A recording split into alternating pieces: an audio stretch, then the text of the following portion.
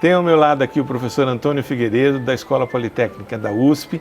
Ele fez uma palestra muito interessante aqui, que chamou muita atenção das pessoas. E a minha primeira pergunta ao professor Figueiredo é a respeito de uma pergunta básica. Por que é importante ter obra de túneis no mundo e no Brasil? Bom, Elvio, eu agradeço muito a pergunta, porque para mim é um tema fundamental. Antes da gente fazer qualquer coisa na vida, tem que saber por que estamos fazendo. E a obra de túnel, ela tem uma grande vantagem, que é a preservação da superfície do terreno, ou mesmo da própria cidade, para que as pessoas e a natureza o utilizem. Então, quando nós jogamos a nossa infraestrutura para o ambiente subterrâneo, primeiro já um ato de preservação ambiental, como aconteceu aqui na Nova Tamoios. A gente evita que ecossistemas sejam rompidos, porque quando você passa uma estrada, você tem que garantir as conexões para que os animais possam circular. Você fez uma comparação, inclusive, com a Via Anchieta, construída na década de 50. Exatamente. Então, lá na década de 40, 50, quando a Via Anchieta foi construída, ou simplesmente o pessoal rapava tudo. Então, tirava toda a biocamada, e isso era um impacto gigantesco para a biodiversidade. Você criava uma interrupção, é como uma cicatriz na natureza. Quando você executa uma obra como essa da Tamoios via túnel, você tem uma muito melhor condição de preservação do teu ambiente. E no meio urbano, quando você coloca o sistema enterrado, como aconteceu no Big Dig, lá nos Estados Unidos, em Boston, exatamente, você preserva o ambiente da superfície para o ser humano utilizar. E já tem vários estudos que mostram que a sustentabilidade é conseguida quando você tem uma boa condição de uso do pedestre no ambiente da cidade. Porque o pedestre é o sistema mais eficaz do ponto de vista de sustentabilidade, é o que consome menos energia, garante saúde.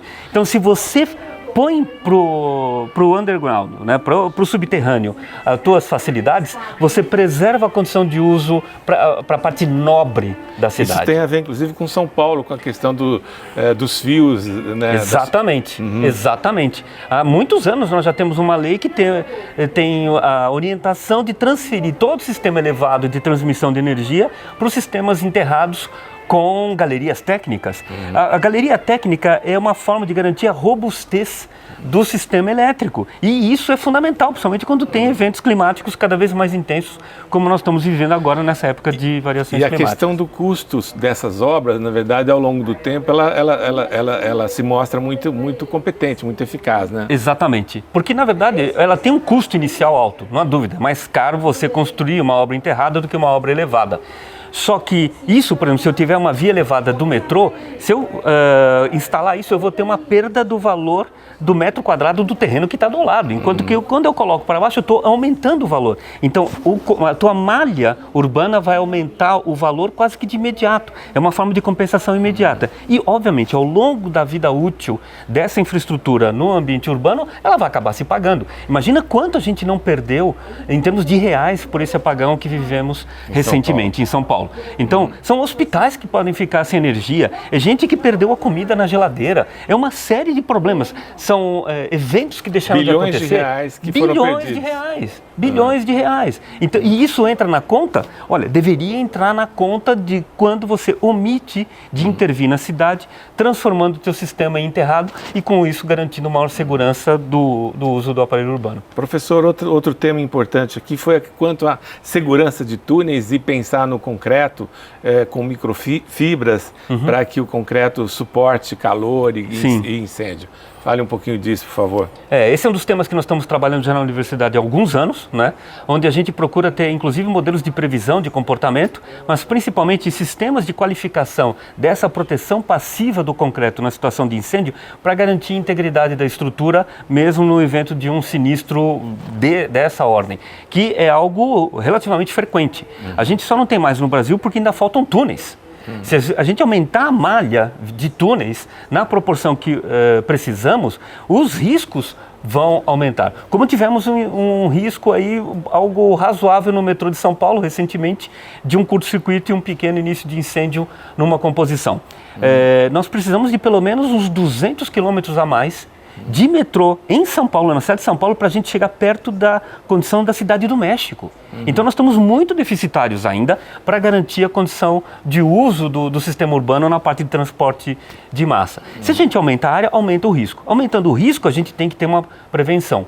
No caso do metrô em São Paulo, essa prevenção é fundamental, porque se eu desestabilizar a estrutura do túnel, eu posso estar desestabilizando o que está para cima. Então eu posso afetar bulbos de compressão de determinadas fundações de edifícios altos e coisas do gênero, que é um risco ampliado do sinistro, ou seja, além de prejudicar a condição de uso do túnel, eu posso prejudicar também o ambiente em torno do túnel com acidentes graves. Então é mandatório ter essa proteção passiva com microfibras. Isso foi levado em conta na Nova Tamoios? Sem dúvida nenhuma. A Nova Tamoios é uma obra emblemática. Ela é top de linha, se me permite dizer, porque ela tem tanta proteção passiva, com sistema otimizado, homologado por ensaios prévios em laboratório que garantem que vai ter a eficiência necessária na ocorrência de um sinistro, como também tem os túneis de serviço com saídas a cada 250 metros que permite a segurança para o usuário. Então, no evento de incêndio num túnel,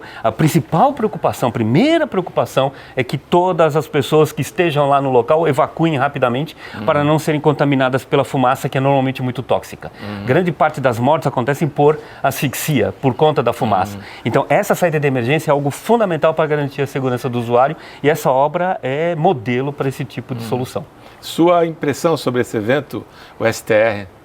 Foi espetacular. Eu vim aqui ver alguns colegas, aprender, né, assistir as primeiras palestras, foram muito boas, já fiquei animado. E essa troca é algo fundamental. Então, compartilhar aquilo que a gente vem desenvolvendo na universidade, ver o que o pessoal da obra está fazendo, principalmente uma obra como essa. Ela é digna de um evento dessa estatura. Né? Ela merece ter o destaque que tem, porque ela de fato virou uma referência, ela é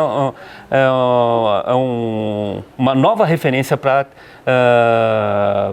os tuneleiros do Brasil e, olha, me arrisco a dizer, do mundo, porque ela não deve nada para nenhuma obra feita a nível internacional que seja. Muito obrigado, professor Antônio Figueiredo.